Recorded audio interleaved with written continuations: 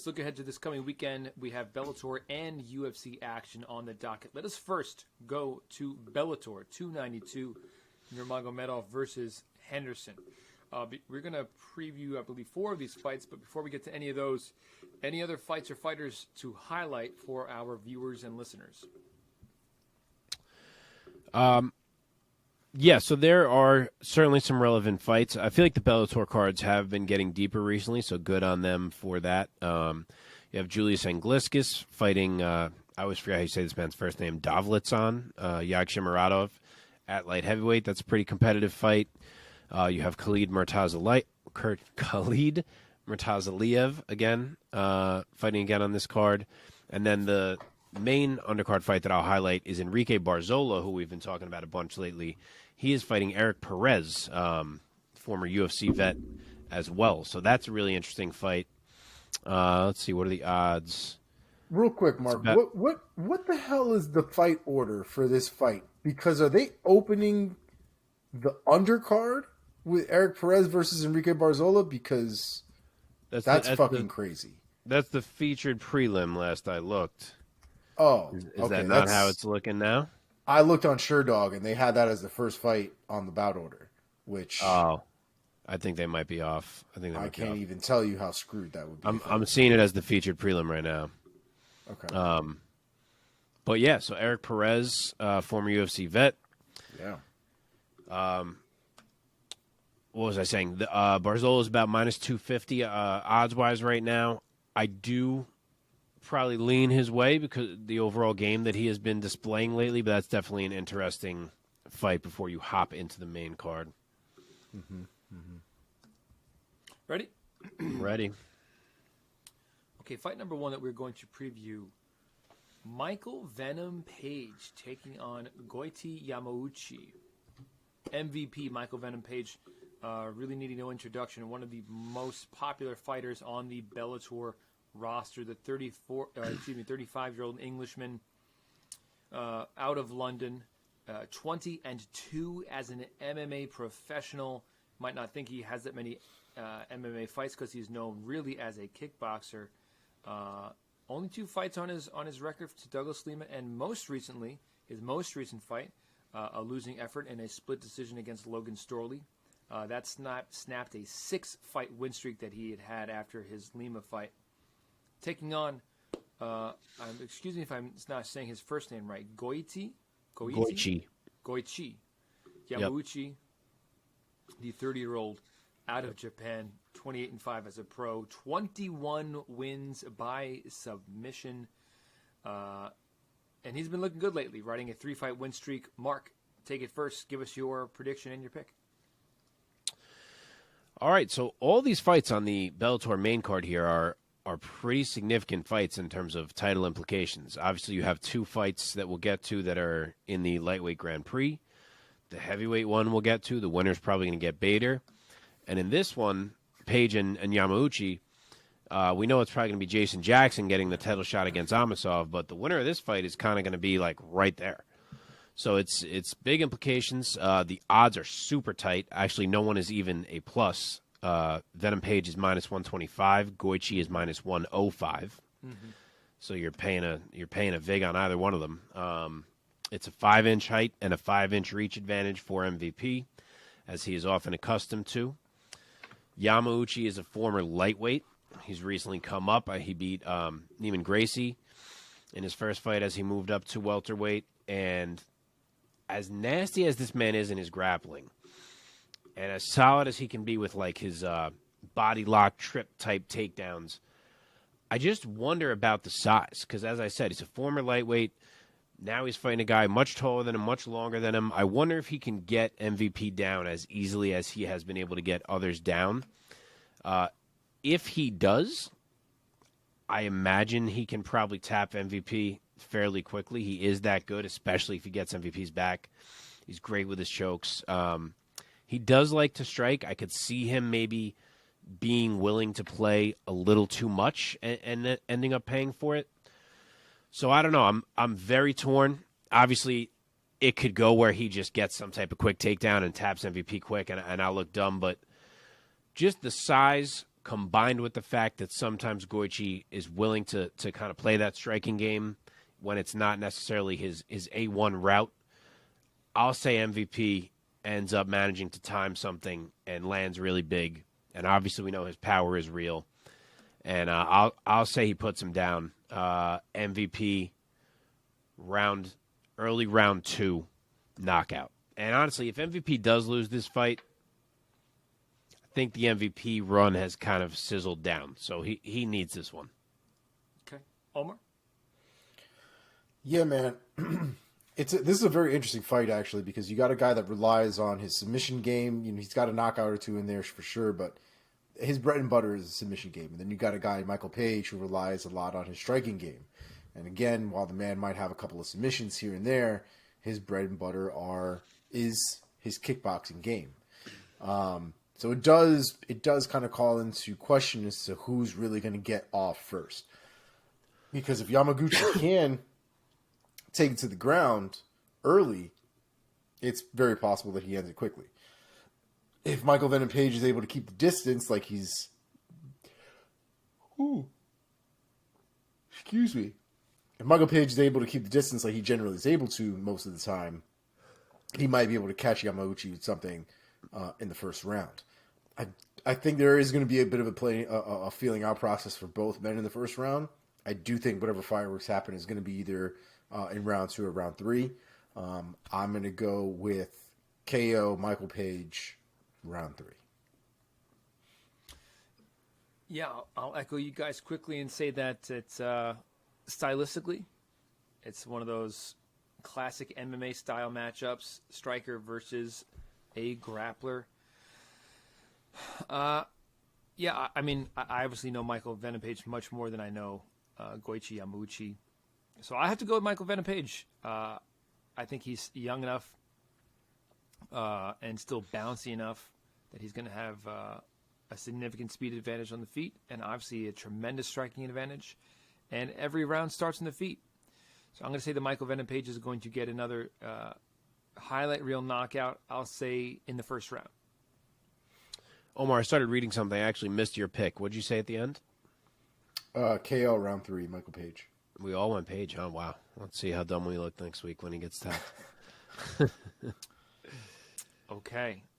In the Bellator heavyweight division, Valentin Moldavsky taking on Linton Vassell. Moldavsky, 31-year-old out of Russia, 11 wins, 2 losses, 1 no contest. 7 wins by decision coming off of a no contest against Steve Mowry. That fight ended by accidental eye poke. Standing across from him will be the Englishman, Linton Vassell, 39 years old, 22 wins, 8 defeats, 1 no contest. He will be riding a 4-fight win streak coming into this weekend. Most recently, a TKO over Tim Johnson. Omar, start us off this time. Give us your quick breakdown of this fight and your pick. So this is a rematch. These two men have been in the cage once before.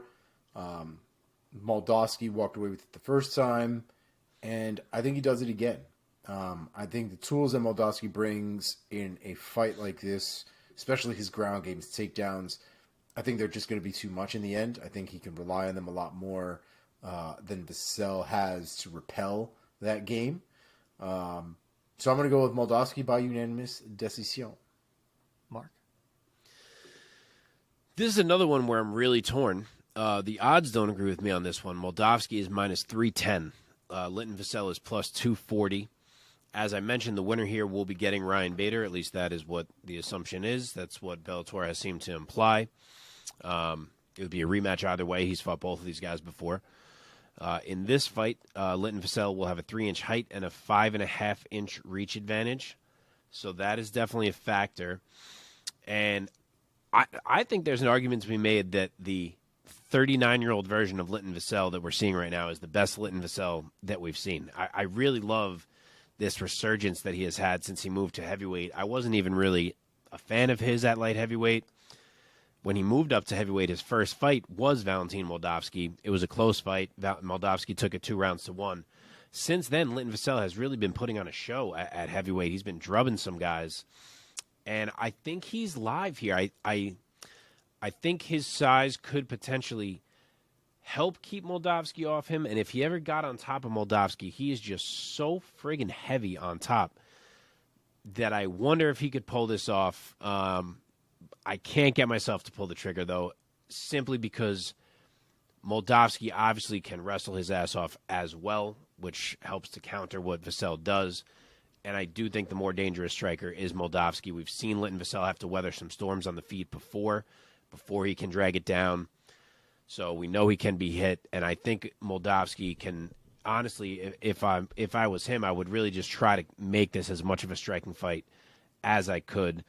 Plus, I trust his pacing and cardio more as the fight goes on, especially once we hit the third round.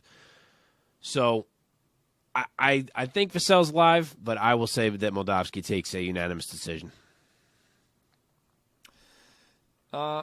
Interesting fight here. They're both heavy hitters.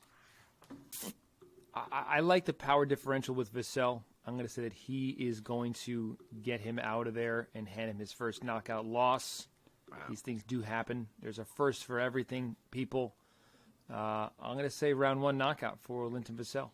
Wow. Would be big. Yeah. I'd like to see someone look really good in that fight so we get a little hype on whoever's about to be fighting Bader. Yeah, that'd be cool. Okay, lightweight division. Bellator. Grand Prix time. What's that? I just said Grand Prix time. Yes, sir.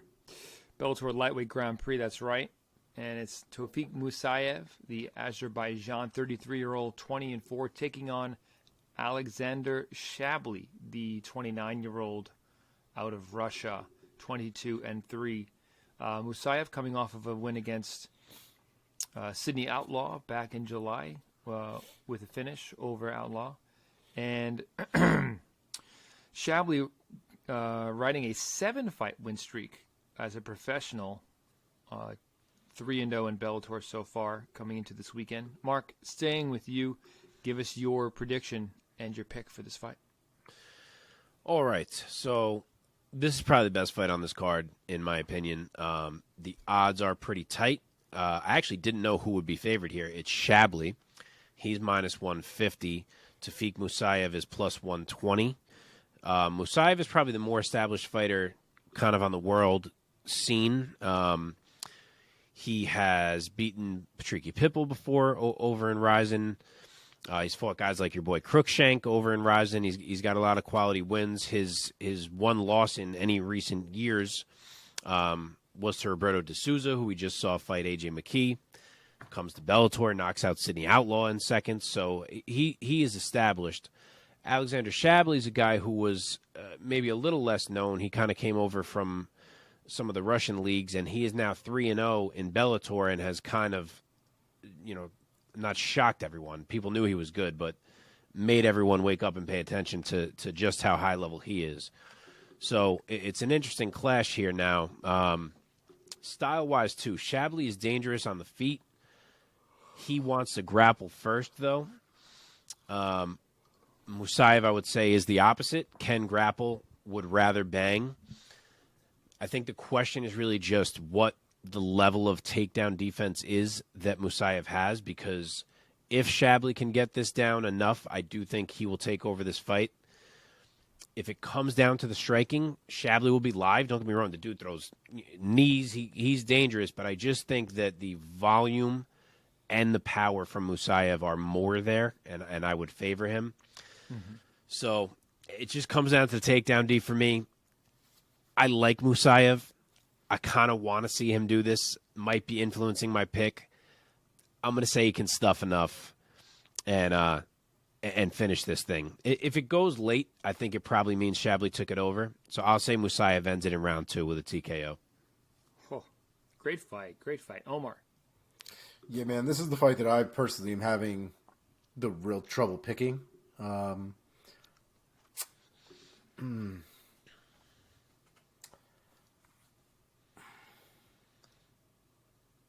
I don't really have a good reason why, but I'm going to go with Musayev by unanimous decision.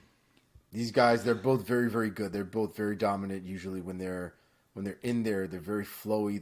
They're also very tenacious. These guys don't like taking steps back or being forced to take steps back. And that usually leads to a lot of fireworks down the line. Tell us the odds again, Mark. Shabily is -150. Musayev is +120. It's close. Yeah. Do you guys know what Shabli's nickname is? It's I can't say it out loud. I can't pronounce it. Peresvet. Peresvet. You know what so you know that is a proprietary laser weapon in Russia. Peresvet. Cool. Kind of fights like that. It's a good nickname. Omar, what was your pick? Musayev by unanimous decision.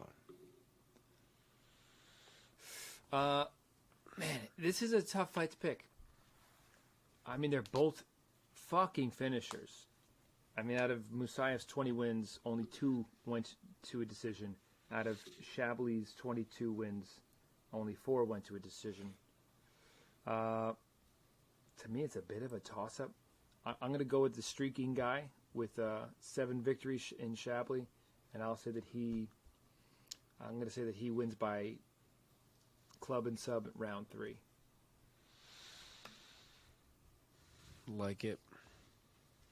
Okay, main event time, Bellator 292. Also in the Bellator lightweight Grand Prix, Usman Nurmagomedov taking on Benson Smooth Henderson. Nurmagomedov, the 24-year-old out of Dagestan, Russia, 16-0, undefeated, 8 knockouts, 5 submissions. Most recently defeating Patricky Pitbull by UD back in November. Benson Smooth Henderson, really needing no introduction. Former UFC lightweight champion, 39 years old now, out of Glendale, Arizona. 30-11 as a pro, 5 knockouts, 9 subs. Mark, start us off. Give us your breakdown of this fight and your pick. Real quick, the odds for this. Yeah, you want to guess? Have got to be fucking stupid. They have to be. They're probably far apart.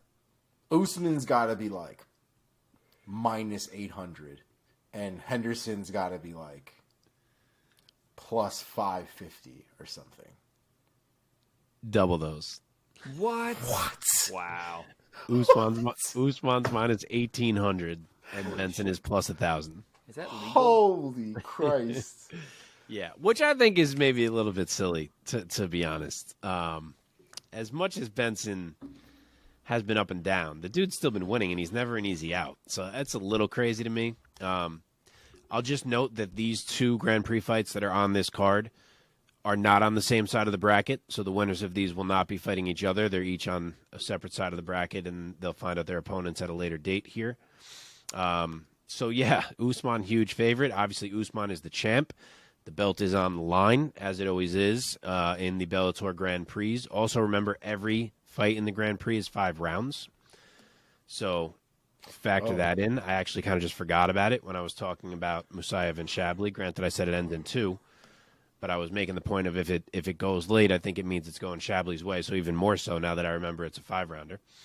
But back to this one. Benson winning this fight would be stunning. I'm not going to say it's impossible simply because, like I said, he's never an easy fight for anyone. His defense is so good. It's hard to hurt him. He's still such an athlete. His grappling is still so slick. Like, if you beat Benson Henderson, you had to work for it. He makes you work. But with that said, I certainly don't see how you could actually pick him to win this thing. Usman Nurmagomedov absolutely looks like the real deal. He's been unbelievable thus far in his run in Bellator. This will be his first title defense since taking this belt. He is a highly skilled and well-rounded and intelligent, measured fighter. So I can't see him making any type of dumb mistake here that opens a door. I haven't seen anything to make me think he can't hang just fine with Benson on the mat or even potentially beat Benson on the mat. He has looked that good. But mainly for me, I think it's the distance striking that kind of solves this one. I just don't see what answer Benson has for the distance striking that Usman has. He's so good at landing with long-range weapons, at being out before you're responding. And I just don't think Benson has the tools to score enough. And I think Usman can play that game for large chunks of the fight. And again, if it ever gets scrambly, I think he's fine there. So I will go Usman. I actually forgot to kind of pick how I thought this thing would finish. I just wrote Usman, I guess, because it was so clear. I didn't even think about how it would end. Fuck, man. Benson is tough. He's so tough. Does he get him out? I'm going to say it's a decision. Usman decision. Omar. I don't think it goes to decision. I think this goes. I knew you were going to say that. I don't. I think Nurmagomedov comes from a land that shit needs to be finished if it can be finished. And if there's one thing about Benson Henderson is while he does make you fight for it, there are going to be opportunities where he slows down, and he might give Usman just enough of an opportunity for him to capitalize on something. Because if nothing else, he's definitely very opportunistic when those opportunities show themselves. So I'm going to go with Nurmagomedov by the rare submission on Benson Henderson in round 4. That'd be something. That'd be a nice feather in the cap of Usman if he could sub Benson. Yeah, 100%. yeah, big feather in his cap. I'm going to side with Mark on this one because of the toughness and experience and high-level skills of Benson Henderson. I don't see him getting submitted or TKO'd or knocked out. But that's Henderson's thing in most of his losses. He's always just kind of like in the fight. Yep.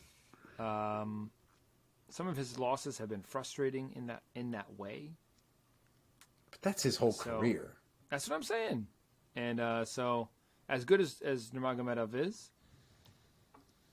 Henderson has the skills to not get finished, and I think it's going to go to the scorecards, and it'll probably be either a 50-45 or a 49-46 for Usman Nurmagomedov.